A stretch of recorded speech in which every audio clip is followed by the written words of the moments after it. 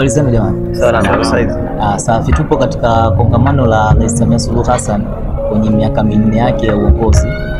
Hivi katika uongozi wake kuna maendeleo ambayo yanatokea pale au ambayo yametokea hapo nyuma. Tunazungumzia katika mikoa tofauti tofauti ambayo ni Mtwara, Dodoma na mikoa mizima au mikoa yote katika taifa letu la Tanzania. Hivi tukizungumzia katika maendeleo kwenye mkoa wa Mtwara, tunaanza na blow hapo. Kuna maendeleo gani ambayo umeyaface katika mkoa wako wa Mtwara au katika eneo lako ambalo unaloishi? Katika mkoa wa Mtwara, maendeleo hapo mengi. Kwa mfano ukizungumzia sekta ya utalii, sekta ya miundombinu ya barabara, ukiangalia miundombinu ya barabara kusema ukweli, kiwango kikubwa ni lami. Ukienda sekta ya utalii pia, utalii umeimarishwa sana, na ukiangalia watalii wanakuja mbali kutoka nchi mbalimbali, wanakuja kutalii huku Mtwara, unaona. Kwa kupitia utalii ule tunaona mapato pia yanaongezeka kwa sababu pesa za kigeni zinakuja, mapato yanaongezeka. Pia ukiangalia swala nzima la sekta ya umeme pia kuna vijiji takribani tangia Samia Suluhu ingie kutoka vijiji 300 na kuendelea huko vimepata huduma ya umeme. Kwa hiyo ukiangalia maendeleo ni makubwa sana. Ila tukiingia katika swala zima la umeme, unazungumziaje wale watu ambao wana imani potofu na kutokuwa na imani na swala zima la umeme? Unakuta mtu katika nyumba yake au katika eneo lake husika ambalo analoishi kuna umeme, but yeye mwenyewe anashindwa kufikisha umeme katika lile eneo lake au ile nyumba yake ambayo anaishi. Unazungumziaje au neno moja kwao? Neno moja kwao, tuseme viongozi watoe tu elimu, kwa sababu unakuta mtu hana ule uelewa, vipi ni nyumba yangu ikiwa na umeme mtanufaikaje?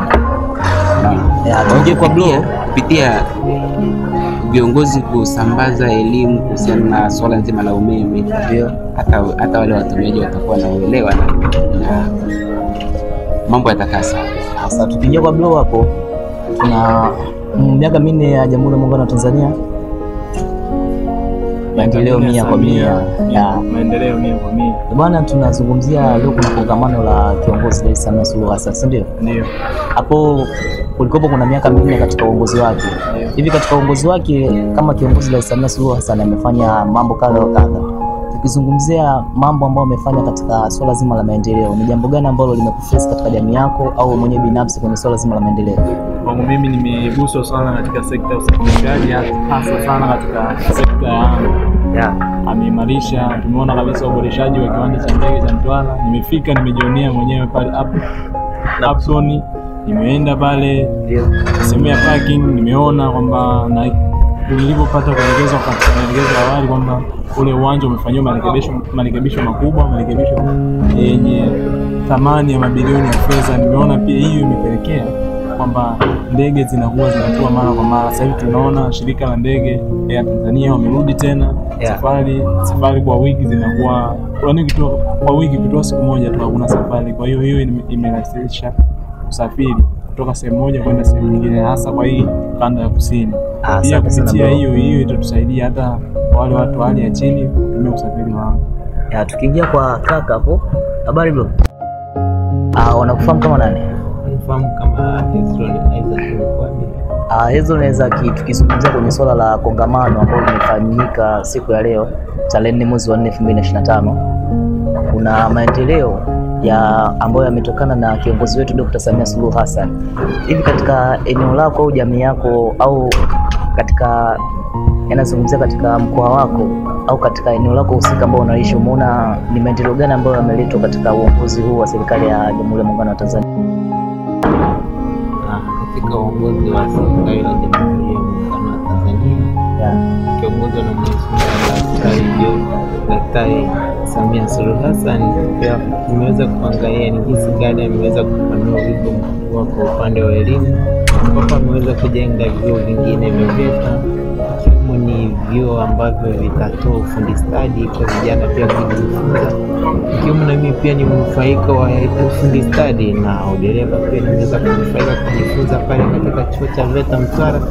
Na mnaona ni mafanikio makubwa sana ambayo Mheshimiwa Samia Suluhu Hassan ameweza kutuletea katika nchi yetu ya Jamhuri ya Muungano wa Tanzania. Asante sana. Naja kwa kaka hapa.